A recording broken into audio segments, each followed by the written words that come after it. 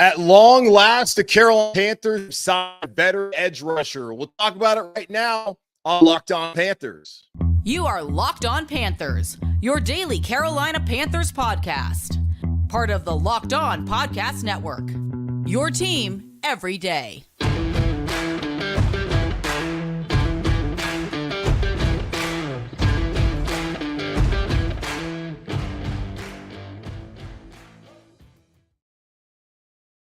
Into another edition of the Locked On Panthers podcast, a part of the Locked On Podcast Network. I'm your host, as always, Julian Council, talking Carolina Panthers with you every Monday, Tuesday, Wednesday, Thursday, and Friday. Your team every day. That's our motto here on the Locked On Podcast Network. Subscribe or follow for free on YouTube or wherever you listen to your favorite podcast. And be sure to follow me, Julian Council, on Twitter at Julian Council, where on Fridays I answer your weekly Friday mailbag questions either at me or DM me over on Twitter at Julian Council to get those questions into me for this week's edition of the weekly Friday mailbag right here on Locked On Panthers. Today's episode of Locked On Panthers is brought to you by Bird Dogs. Go to birddogs.com/LockedOnNFL or enter promo code LockedOnNFL for a white tech hat with any order. You won't want to take your birds off. I promise you that. The Carolina Panthers have finally gone out and added a veteran edge rusher by signing former Pro Bowler Justin Haason to a one-year deal. At long last, Panthers did something that we have been clamoring for well over a year. Think about it. In 2021, the Carolina Panthers had a really good thing, a damn good thing with Brian Burns and with Haason Reddick. And we found out that they had an elite pass rushing combination that year as Haason Reddick followed up on his breakout season the prior year in 2020 and played on that prove-it deal and had 11 sacks that year. Brian Burns had 9 sacks, and they combined for 20 and one of the best edge rushing duos in the NFL that season. Now, the Carolina Panthers as a whole still weren't the best in the league in 21 when it came to getting after the passer, only having 39 sacks that season. Of course, 20 of those from Reddick and from Burns. So when the Panthers decided to let Haason Reddick go for reasons, and the reasons were they were in pursuit of Deshaun Watson and they needed the money potentially that would have been there cap-wise to bring Deshaun Watson here to Carolina and sign whatever deal he would have wanted. And as we know, Watson didn't want to come here. David Tepper didn't want to guarantee him the kind of money that he obviously got in Houston, and he did not come to Carolina. Haason Reddick also was a player who had a massive season in 2020 and had another great season in 2021. It was time for him to get paid. And the Carolina Panthers are the same team that 3 straight off seasons have had to move around money and restructure deals. So they really didn't have the space to even sign Haason Reddick, who ended up signing for 3 years, $48 million, I believe, in Philadelphia, where it's $30 million guaranteed. They just didn't have the money to really do that, but also he wasn't a priority. As we saw last season, boy, was that a mistake, even if they did or didn't have the money available to sign Haason Reddick last offseason, as he went on to have 18 sacks in the regular season, 19.5 total if you include the playoffs, and none more important than the one that ended up tearing the UCL of Brock Purdy in the NFC Championship game as Philadelphia went to the Super Bowl, where, of course, they lost to the Kansas City Chiefs in that game out in the desert. He was fantastic. Now, if you look at the numbers that he put up in 21 by himself, where he had 11 sacks, and you look at the numbers that Marquise Haynes and Frankie Louvu, the two guys that were tasked to replace that production last year, they actually exceeded it with the 12 sacks that they combined, with Haynes having a career-high 5 and Louvu having a career-high 7 in his first year as a full-time starter in the NFL. So 12 greater than 11 when you look at what those guys did in replacing that production. But when you, of course, take into mind what Reddick did by himself last year with, again, the 16 sacks and the 19.5, you saw where the Carolina Panthers certainly were lacking. Now, they only went from 39 sacks in 2021 down to 35. Not a massive gap, but it's obvious to anyone heading into last season, heading into this season, that the Panthers needed to address the pass rush by adding a veteran player. Now, last season, they tried to do that. They brought in Carlos Dunlap instead and went to Kansas City. Can you blame him? Did he want to get on a sinking ship of Matt Rule, or did he want to go win a Super Bowl? Well, he wanted to go win a Super Bowl, which he was successful in doing. So good for Carlos Dunlap in doing that, who, of course, had the relationship dating back to Seattle with the Panthers general manager, Scott Fitterer. So they tried to do that, ended up being stuck with Burns, who was terrific last year with 12.5 sacks, and then the aforementioned pairing of Marquise Haynes, Frankie Louvu. We're hoping that Itor Gross-Matos, who they cut Morgan Fox to allow him to have the opportunity at defensive end last year, that he would step up, and that was not the case. So the Panthers needed to do something. After not doing anything last year, they tried, but they didn't do it. And throughout the offseason, there's been some frustration, I would think, from a lot of the fan base when you look at guys like Yannick Ngakoue, who signed on Thursday night, the Chicago Bears for $2.5 million. That's probably more than the Carolina Panthers obviously were probably wanting to spend. You also look at Leonard Floyd, who has a relationship with his coaching staff, with Jerry Rivera, who's the defensive coordinator here, dating back to his time in Los Angeles with the Rams. He goes to Buffalo, and it's one of those things where can you really blame the guy going from one team where he won a Super Bowl and then last year was awful to going to a team, Buffalo, Josh Allen, Stephon Diggs, and a very good coaching staff, as we know, with Sean McDermott, and of course, the general manager, Brandon Beane, where you're going to be competing for a Super Bowl. So it's hard to really complain, but it never felt like the Panthers were all that interested in either one of those guys. Frank Clark was also out there. Didn't seem like they were interested in him, although I don't know if he was necessarily a scheme fit. But the Panthers went out there and finally got someone who fits what they need. And they got a player who I honestly believe was the best available edge rusher, considering the production that he put up last year in Justin Houston. Like, talk about the guys that we talked about. Ngakoue had 9.5 sacks last year. Justin Houston, at 33 years old, had 9.5 sacks last season for the Baltimore Ravens. You look at the past 2 seasons, he's had 14 sacks combined, which is terrific for a guy at his age who has been a high-level player in the NFL for over a decade. He's phenomenal. And I honestly forgot that he had a relationship with Frank Reich dating back to when Reich was the head coach, of course, in Indianapolis in 2019 and 2020, where he had 19 sacks combined in those 2 seasons. So Frank Reich knows the kind of player he is, the kind of leader he is, and he's certainly someone that he would want to bring into an organization that has said time and time again throughout the offseason, Fitter has come out and said that, yeah, that is a position group that we would like to address. They did it in the draft with TJ Johnson moving up from 93 to 80, but they also got a player who's going to be 25 years old this season who played tight end in college and transferred to Oregon and is still pretty green and not someone that you should be depending on, even though he is a third-round pick, probably not the kind of player you're trying to depend on in this first season, even if the staff looks at this as more of a 2-year rebuild than just 1 year, and then you're already turned things around. Although you look at the division, the Panthers have an opportunity.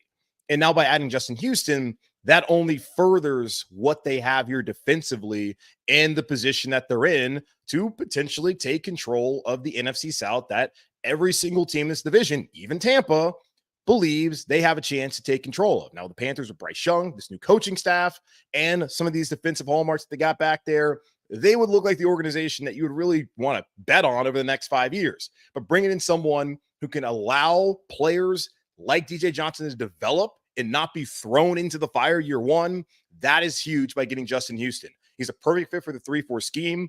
Honestly, looking at his career, I don't really know if there's been a time where he hasn't really played in it, because he definitely played in it through all those years in Kansas City, did it in Baltimore the last couple seasons, and probably did in Indianapolis with Frank Reich. So good signing by the Carolina Panthers, a necessary move from a team that failed to address a position in the proper way a year ago and really got burned by it. Even though Brian Burns, no pun intended, obviously, he went out there, had a great season. Everybody else just was kind of lacking. And Haynes stepped up late in the season, but was nowhere to be found for the first 9 weeks. Frankie Louvu, a surprise of 7 sacks. But now this allows Carolina Panthers to still do things like put Frankie Louvu outside if they want him to rush passer in certain situations, but also allows them to not have to worry about Frankie Louvu having to do that. Now they have better depth at inside linebacker. That still allows that to happen, but now they add a veteran presence in Justin Houston, who only, I think, elevates the floor of this Panthers team heading into this 2023 season. So Justin Houston, he is now a Carolina Panther.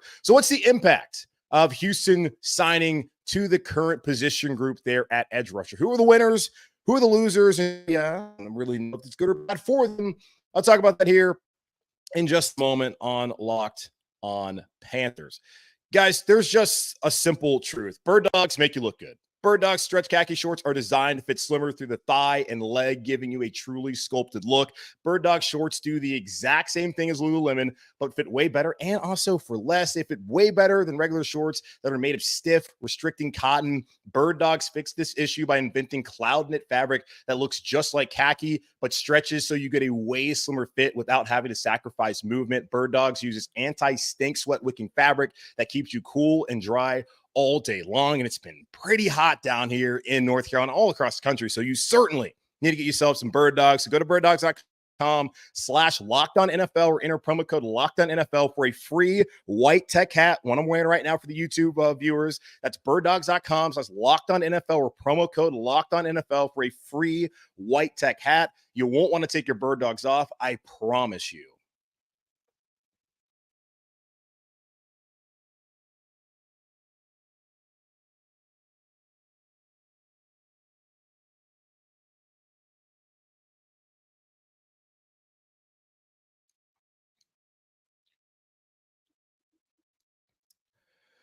All right, so everyone got their wish. The Carolina Panthers have finally signed a veteran edge rusher in Justin Houston, who had 9.5 sacks last season, 14 total sacks last 2 seasons, and then the 2 years he played with Frank Reich in Indianapolis had 19 sacks combined in those 2 years. The dude had 22 sacks in a season. He's a complete monster. At least he has been in his career, and his longevity is honestly striking to have 9.5 sacks when you look at players who are younger and have been solid players in their own right, but never at the level of Justin Houston so far, and Leonard Floyd, who seemingly would have fit here in Carolina, Ngakoue, who also would have seemingly fit here in Carolina, player who produced right at the level or above them last year as he had 9.5 sacks. Ngakoue had 9.5 sacks, and Floyd had 9 sacks. So outperformed Leonard Floyd, someone who the Panthers certainly would have loved to have last year. Now, overall, does it fix the long-term question there at edge rusher opposite of Brian Burns? No, but it does allow some of the younger options you have on this roster time to kind of mature and marinate and not have to be thrown out there immediately this season and be called upon to be big time players for you. Now, it's still possible, albeit unlikely, but it's something I think is beneficial for Houston, for the younger players, and just for the team overall here in Carolina heading to the 2023 season. So the good, the bad, and the ugly, kind of who's it good for, who's it bad for, and there's still kind of guys I'm not quite sure whether it's bad or good for them at all. Now, starting off with the good, the positives. DJ Johnson, as I mentioned, the Carolina Panthers traded up from 93 to 80 there in the third round to get him. And they said that they did not want to miss out on an edge rusher, a position group that we felt like they should have addressed. Now, there was certainly the conversation, and there was the opportunity there at 39th overall where they took Jonathan Mingo out of the second round there at Ole Miss, that they could have taken a guy like BJ Ojulari, who would have been a perfect fit, you would think, opposite of Brian Burns there at that outside linebacker edge rushing spot. Now, there would have been a ton of pressure on him, of course, but being a top 40 pick, it would have been warranted. A little different once you get to a pick there in the 80s, right at 80 in DJ Johnson, but then the pressure comes when you trade up for him.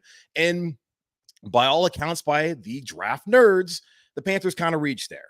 And they went with a guy who had traits, but did not necessarily go out and produce a ton when in college playing tight end, but then becoming an edge rusher at Oregon in the Pac-12, RIP, the last season or so. So you got a nice body, and that's kind of been the trend we've seen a couple of years now, where you body like Amar Barno at the speed, you go out there and get a guy like Brandon Smith, who's got the size that you would love, and you now get a guy like DJ Johnson. So far, those guys who have the traits haven't really produced just yet. Now, still early for some of them, so we'll see if that works out. But the traits guys have not turned out to be players just yet. But this is now going to allow DJ Johnson, who honestly doesn't have that much time to really grow into a player, because he's going to be 25. And by time his rookie deal is over, he's going to be damn near 30. And at that point, you better hope that that guy panned out and he's turned into a kind of a good product. But what helps him is to not have to come into a situation where, hey, DJ, we got Brian over here we're expecting to get like 14, 15 sacks if possible. We need you to contribute, maybe give us 6 or 7 this year. Now, is that out of the realm of possibility? Of course not. But is that realistic based off of what he did in college and based off of, how he's performed so far? And it is early in camp. But by all accounts, down there in Spartanburg and one night here in Charlotte, The guy's been fairly invisible, which shouldn't be surprising considering everything that was said about him post-draft and his career back in college. So now he gets to learn from Burns. He gets to work with him, Luke, the new outside linebacker coach, and he gets to learn from Justin Houston. And if you look at his numbers, doesn't the guy have a pretty damn good argument potentially to have a bust in Canton one day? So if you're going to learn from a potential future Hall of Famer and another guy who's ascending into one of the top edge rushers in the game and not be asked to be the guy this year, that should bode well for him. And on top of that, you got Marquise Haynes back, who now this, I think, might help him. And he was in the category of not quite sure whether this is good or bad for him as he's dealing with a back issue that's kept him out for about a week now. Now Marquise Haynes is not thrust into a starter. Now, of course, Haynes, as the competitor, would want to be the starter, but it takes pressure off of Haynes. And what was expected of Marquise Haynes, if he can give you 5-6 sacks this year, you feel good about that. It's not like it's going to be something disappointing because the expectation for Haynes now is not that he's the starter. And he's never produced at that level. And you just saw a player who has in the past and even did last year at an old age, NFL-wise, come here and now take off some of that pressure. So the pressure is now off of Burns. I think it's a little bit off of Haynes as well, and definitely off of DJ Johnson. So for those three, I feel like this is a good signing. And you could argue for Marquise Haynes' sake that maybe it's not a good signing for him because maybe it's going to cut down, probably going to cut down on some of his reps. I think overall, it's a good thing for the Carolina Panthers. And, well, that's what's important. The team. Who's it bad for? Well, it's got to be bad for Yetur Gross-Matos, right? The dude's been has been said as an awkward fit by a lot of people in that defense. Now, he came out on Sunday, spoke to the media down there in Spartanburg and said that, no, this is more natural for him than what he did the last couple seasons, his first 3 years in his career where he's had 8.5 sacks. Okay. You can only trust and believe that that's the case. At least he's saying that. Now, other observers would disagree. But if Gross-Matos feels like he can do it, then maybe he can do it. But we'll see. And we'll find out during the preseason. We'll really find out this week with joint practices on Wednesday and Thursday. Then, of course, Saturday against the Jets. And in the next 2 Friday nights before we get into the season and find out whether he's on the roster or not. He did come out and also say this quote that fans saying they need an edge rusher and that I'm not good enough. I want to prove you people who I want to prove to people who I say I am. Okay, well, the team is telling you that they feel like they need an edge rusher and that you're not good enough. The numbers are bearing that. And I'm not trying to like slam a guy because that's just been the fact that last season they gave him an opportunity, past coaching staff, different scheme, of course, same general manager, not the guy who drafted him. And you got to kind of think about that bitter inherited Gross-Matos.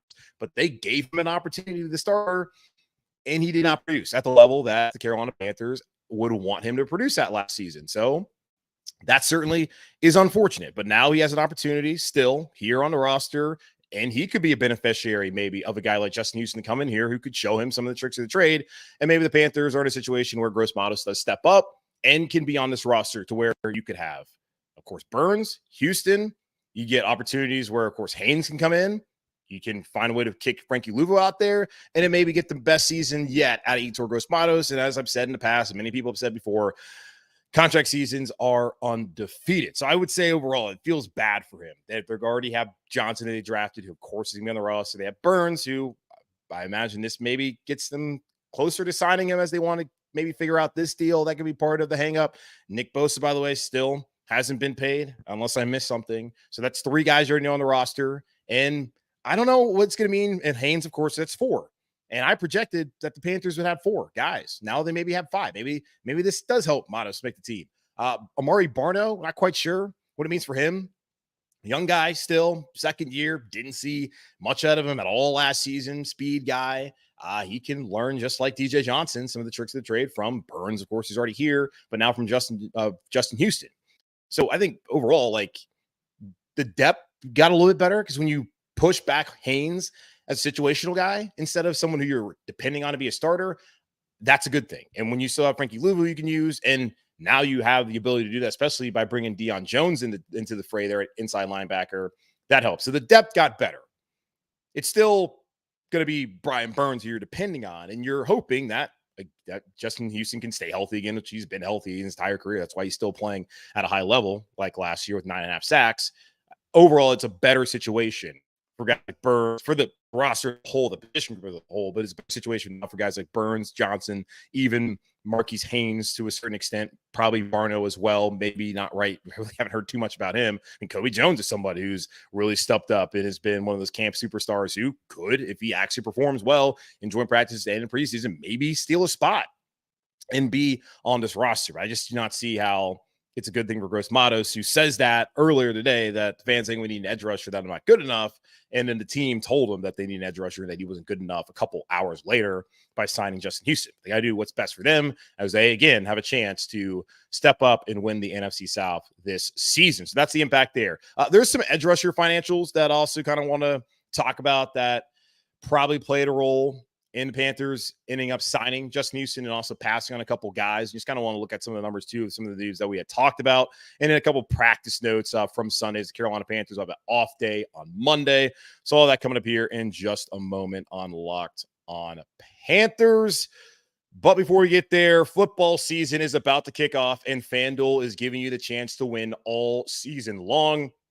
Because right now, when you bet on a Super Bowl winner, you can get bonus bets every time they win in the regular season. So every single time they win, you get a bonus bet. Just pick any team to win a Super Bowl, any team, anybody, and you'll get bonus bets for every victory. You can use your bonus bets on spreads, player props, over-unders, and so much more. So visit FanDuel.com/lockedon and start earning bonus bets with America's #1 sportsbook. That's FanDuel.com/lockedon.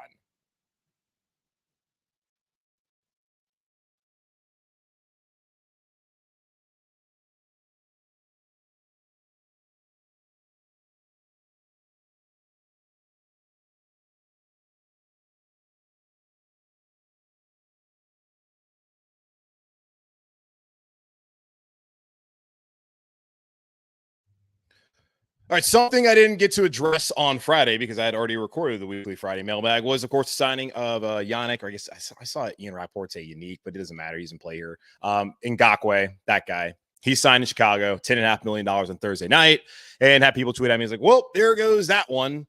Yeah, and there was a mailbag question by Alex, it was, on Friday being like, hey, is he possibly not here because Frank Reich was with him last year and maybe doesn't want him on his team? And I think he was available at this point in time. Was it August 2nd would have been, I guess. I think he was available. No, it was probably the 4th, whatever. No, it doesn't matter. 3rd, doesn't matter. I think he was available because the big knock on him has been that he is just not going to help you at all in the run game. And for someone who wants a ton of money, hard to give him that if he's not going to contribute anywhere outside of third down. Now, third down obviously is huge. Getting after the passer is important, and he has been pretty damn good at it over the last couple seasons throughout his career. But there's a reason that, hey, now he's on his 5th or 6th team, which is wild for a player of that caliber, at least a player who has that trade in this league, where that is something that's huge in the NFL this season. So, or in the NFL nowadays, the pass happy offenses. So Ngakoue signed for $10.5 million on Thursday. I saw that. I was like, okay, well, the Panthers are clearly never in this because they were not going to spend that much money at this point in time, no matter how much cap space they have, which is still, I think, among the top 2, maybe even top in the NFL. They're just not going to spend that kind of money for a guy like that. And another thing that probably pointed to the Panthers not being in that conversation was back in June when Ngakoue signed Drew Rosenhaus to be his agent. And as we've seen in the past, in baseball, in football, whatever sports, when someone signs with Drew Rosenhaus, they're looking for the maximum bag. And the Carolina Panthers were not going to give Ngakoue $10.5 million to be a guy who's not going to do that for on anything other than pass rushing down. That's just not going to happen. And it's possible that Frank Reich saw that and decided, no. Frank Reich did go out there and get someone who he was familiar with. And I saw the reporting from Joe Person earlier on Sunday morning from The Athletic. He was talking about how, well, the Panthers clearly need to bring in a pass rusher. We've seen it last year. Didn't work out well for them. So far, it's very obvious that some of these young guys, like DJ Johnson, aren't ready to go, and Marquise Haynes is out. So you got to do something. And they went out there and they did something. But he also mentioned in that article that the Bears needed to reach the salary cap floor, so they needed to spend some money anyways. So they had the money to spend. It's a 1-year deal. It doesn't hurt them, and it helps them clearly. That is something that they could afford to do, where Carolina probably could afford to do it, but didn't want to do it. You look at Leonard Floyd's deal, he got $7 million up to $9 million in incentives. That's kind of a deal where it's like, man, damn, I would love for that to happen. Still never saw any reporting that the Carolina Panthers were interested in him. I would imagine that they had to have some level of interest, as Scott Fitterer did say, day one in on every deal. Just hasn't been in on those deals to the finish line by getting those guys to be Carolina Panthers. Ngakoue, the money, that didn't make any sense. Floyd, that was one that feels like that would have made sense or could have made sense for them at that point in time, but did not. And really, this Haason, as I said, was the best available guy. When you look at just the financials of I don't know what they're going to pay. I haven't seen it yet, but I can't imagine he's making a ton of money at this age. I don't see it happening. And there was also a report from Joe that he was still tied to potentially going to Baltimore. And when you're an older player, maybe you don't want to be out there for the first 2 weeks of training camp, and you want to kind of sit out for a little bit, then come out there and do it. That could have been the case, but he has a relationship with Frank Reich, and now he's here in Carolina. So that's a good thing. But looking at the other options that were available, once you saw guys like Ngakoue go off the board, you saw Floyd go off the board, Frank Clark go off the board. Other than that, it was like Melvin Ingram, who of course has ties to the Carolinas, has been a solid player and would have made had 6 sacks last year, 10 quarterback hits. Like, that's good production that you would like. But of course, less than what Justin Houston did last year. You look at Jadeveon Clowney, who is more of a name than someone who's actually going to help you win football games nowadays.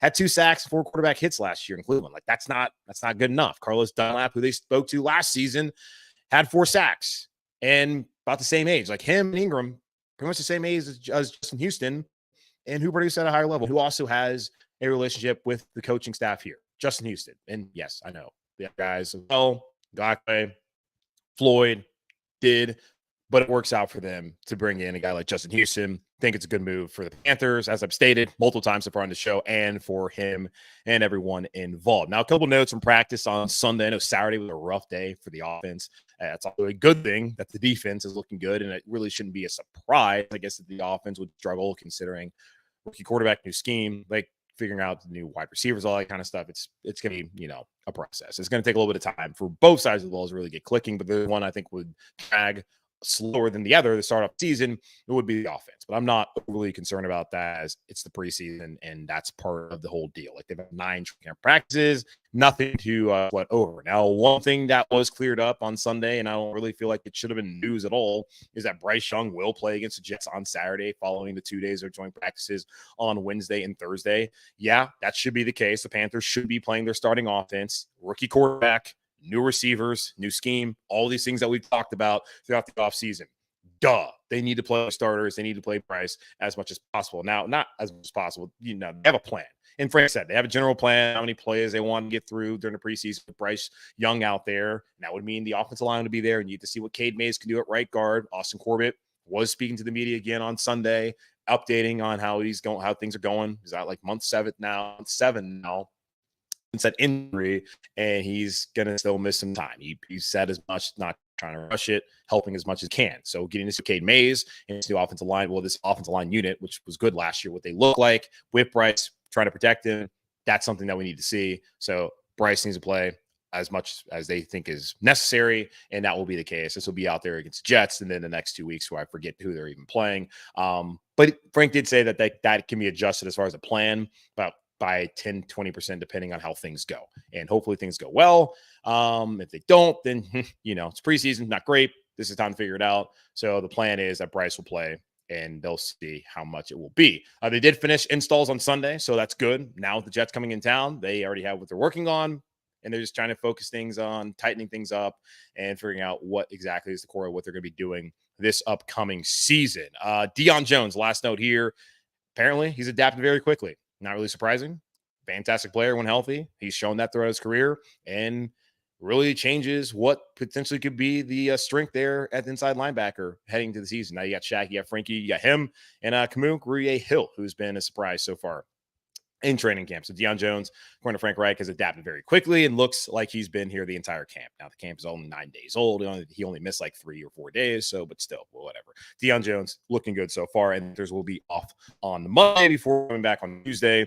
Then again, Wednesday and Thursday, going to be out there with the New York Jets. That's going to wrap up this edition of the Locked On Panthers podcast, part of the Locked On Podcast Network.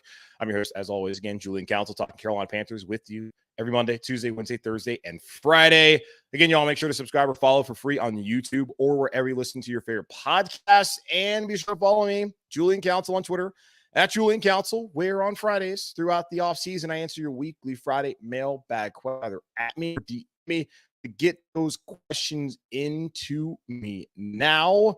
But in the meantime, be safe, be happy, be whole, and always keep pounding. And on tomorrow's show, hopefully, going to have a guest. And I definitely know on Wednesday, we'll be talking to Antoine Staley of the New York Daily News to break down the Jets side of things as the Panthers prepare for their joint practices later on this week.